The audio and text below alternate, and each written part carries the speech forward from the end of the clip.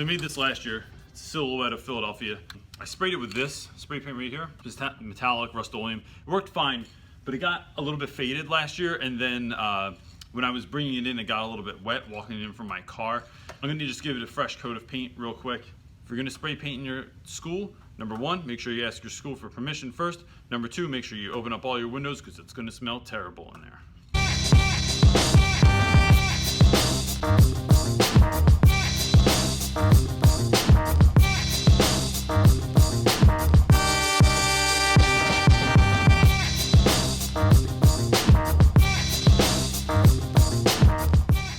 So like, part of the thing is, I'm not good at creating art. I don't draw stuff.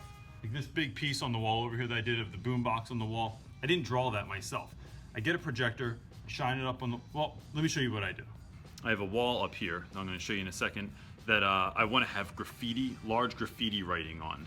All right, so now I've projected it up on the wall. You can see it up here. I'm just gonna go up, I have enough time because school hasn't started yet. Just use regular chalk. It's really cheap if you get it at IKEA. Trace it out, and then that'll be that. Not everything that I do in my room is always really good quality. It's because I like to work fast, and I'd rather have more stuff in my room than just something I'm gonna work on during the year, because finding time during the school year is really, really hard to find to be able to get things done. So let's get it done fast and furious.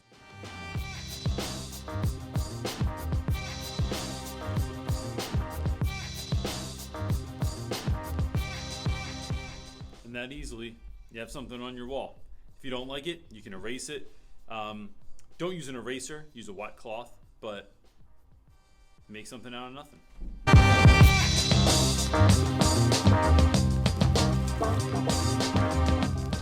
So this mural up here, I made the silhouette of Philadelphia skyline out of a piece of trash that I found, and then someone's making noise outside my door. Behind this, I put the beginning of a poem called Direct Orders by a poet named Mojgani that I really like. I put it up there behind the city.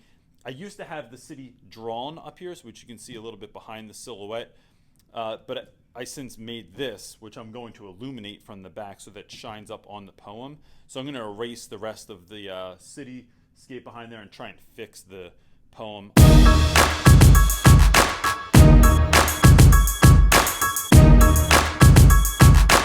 All right, so I erased what I didn't want up here. And now to rewrite it, a good tip to do that is just Google loose leaf paper, image search it, and then throw those lines up on your wall. When you project them up on your wall, you get some nice straight lines on the wall. You can write anything you want, and then you don't have to have pencil marks or anything up there. Easier, it makes it way easier to do it.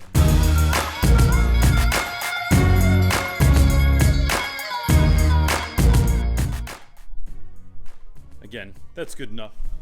I don't go for perfection. I just go for good enough most of the time. So now what we're gonna do is get some lights that I bought on Amazon, some LED lights that I can just tap straight onto the back of this, and then hopefully that'll illuminate the poem and it'll just look cool.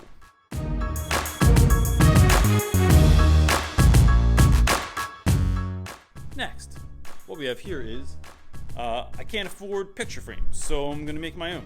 I just put painter's tape on there. I'm gonna paint inside the painter's tape, and then I ordered 8x10s from Snapfish, because you can always get coupons from that place. And then I'll put the pictures right into the middle of all these things, and it'll look like they're framed. And from a distance, you know what? Looks good enough.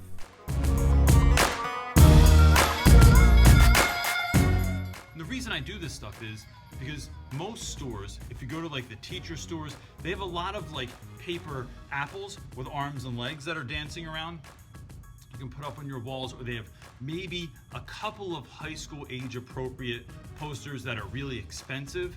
I'd rather just make my own stuff. And so that's what I've done in my room. That's always my go-to. If I want something, I just figure it'll look cooler if I make it myself. It'll probably cost me way less money, and I can have exactly what I want instead of finding, just that Mark Twain poster that they have in the teacher store.